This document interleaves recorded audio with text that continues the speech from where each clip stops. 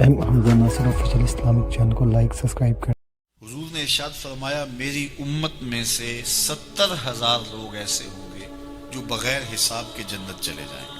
عرض کی اے اللہ کے پیارے محبوب صلی اللہ علیہ وآلہ وسلم وہ کون ہیں؟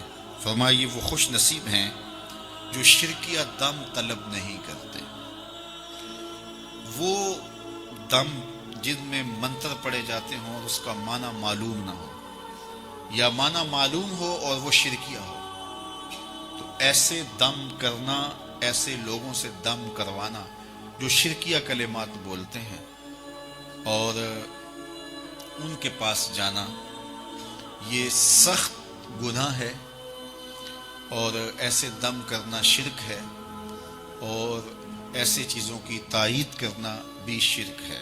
ہاں اگر قرآن مجید کے پاکیزہ کلمات کے ذریعے سے کوئی دم کرتا ہے تو اس میں کوئی حرج نہیں ہے۔ جس طرح صحابہ ایک سفر پہ گئے تو کسی کو سانپ نے کاٹ لیا تو انہوں نے سورہ فاتحہ پڑھ کر کے اس کو دم کیا اور اللہ نے اس کی برکت سے اس کو شفا بھی عطا کی۔ تو اگر قرآن مجید کے کلمات سے دم کیا جائے تو اس میں کوئی حرج نہیں۔ دم کبھی کوئی آ جائے تو کر دینا چاہیے، دم درود کی یہ دکان نہیں ڈالنی چاہیے۔ آج کل یہ جو دکانداریاں بن گئی ہوئی ہیں، اور اگر صحیح بھی کوئی کرنے والا ہو تو اس کو بھی دکانداری نہیں کرنی چاہیے، بلکہ اس کو بھی یہ ہے کہ بس ٹھیک ہے، کبھی کوئی ایسا آپ جن لوگوں میں رہ رہے ہیں کہ اس کو واقعہ پیش آ جاتا ہے تو آپ کو جو ہے تو وہ پڑھ کر کے پھونک مار دیں تو کوئی اس میں حرج نہیں ہے۔ اور اس کے اور بھی طریقے ہیں، صرف دم پر ہی کر لیا جائے، دعا چھوڑ دی جائے،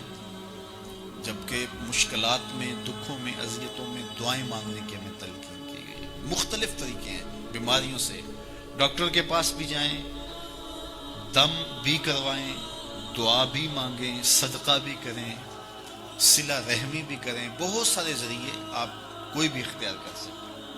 تو یہ ہے کہ ہر مرض کا علاج آپ جو ہے وہ دم ہی کروائیں گے، اور پھر دکانداریاں بنتی ہیں، پھر وہ دکانداریوں سے مارکیٹیں بن جاتی ہیں، اور پھر وہ ٹوکن بکتے ہیں، پھر کیا کچھ ہوتا ہے۔ تو یہ کوئی مناسب کام نہیں ہے۔ تو بہرحال یہ کام تو بڑا ہے، اس وقت اس پہ ٹیکس بھی کوئی نہیں ہے، اور اس پر کوئی انویسٹمنٹ بھی نہیں کرنی پڑتی، اور لاکھوں کروڑوں روپے اس پر کمائے جا سکتے ہیں، اور یہ کاروبار چلتا بھی بڑا ہے۔ وہ چونکہ یہ پھر ہر پیر کو، ہر جو ہے وہ بدھ کو، ہر منگل کو، ہر اتوار کو کوئی دن رکھ لیا جائے تو بس پھر لوگوں کے تانتے بن جاتے ہیں۔ یہ قوم ضعف الاعتقادی کی مرض میں مبتلا ہے، اس لیے کوئی بھی کہیں بھی بیٹھ جائے، ایسے لوگ جنہیں استنجا بھی کرنے نہیں آتا، جنہوں نے 6 ماہ سے غسل بھی نہیں کیا ہوتا، وہ بھی بیٹھے ہوتے ہیں تو وہاں بھی ہجوم ہوتا ہے۔ میرے پاس ایک پڑھا لکھا شخص آیا اور ایسے شخص کے بارے میں سرکار جی کہہ رہا تھا جس کو کلمہ بھی یاد نہیں ہے۔ تو جہالت یہ نہیں ہے کہ اگر کوئی سکول، کالج یا مدرسے کا نہ پڑھا ہوا ہو تو وہ جاہل ہوتا ہے۔ بعض لوگ ڈگریوں کے باوجود بھی جاہل ہوتے ہیں۔ شعور کی دولت یہ اللہ کی عطا ہے، جس کو چاہے عطا کرے۔ میں نے دیکھا بڑے بڑے پڑھے لکھے، سمجھدار، سنجیدہ متین، بعض اہم عہدوں پہ فائز المرام لوگ، لیکن وہ ایسے لوگوں کے پاؤں میں بیٹھے ہوئے ہوتے ہیں جو جاہل، اجڑ اور گنوار قسم کے ہوتے ہیں، جنہیں بات کرنے کا سلیقہ اور تہذیب بھی نہیں ہوتی، جن کے بدن سے تعفن اور بدبو اٹھ رہی ہوتی ہے، 6 ماہ، سال نہائے نہیں ہوتے، تو وہاں جا کے بیٹھے ہوتے ہیں اور آسمان کے سمجھتے ہیں یہاں سے فیض ملا، یہاں سے گندگی اور غلاظت مل سکتی ہے، فیض نہیں مل سکتا۔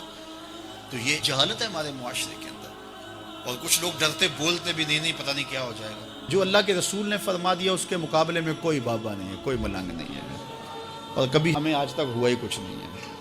وہ ایک بندے نے کہا یہ تباہ ہو جائے گا، برباد ہو جائے گا، میں الحمدللہ ابھی بھی رسول اللہ کے دین کے گیت گا رہا ہوں۔ تو کچھ نہیں ہوتا، ان لوگوں کے جو ہے وہ مکر و فریب ہوتے ہیں۔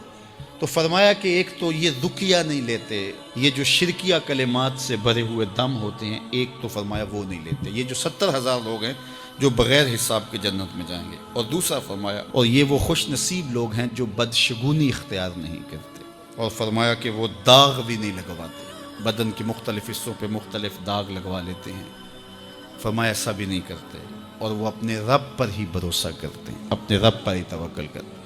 70,000 لوگ ہیں ایسے جو بغیر حساب کے جنت میں جائیں گے۔ ایم حمزہ ناصر آفیشیل اسلامک چینل کو لائک سبسکرائب کریں۔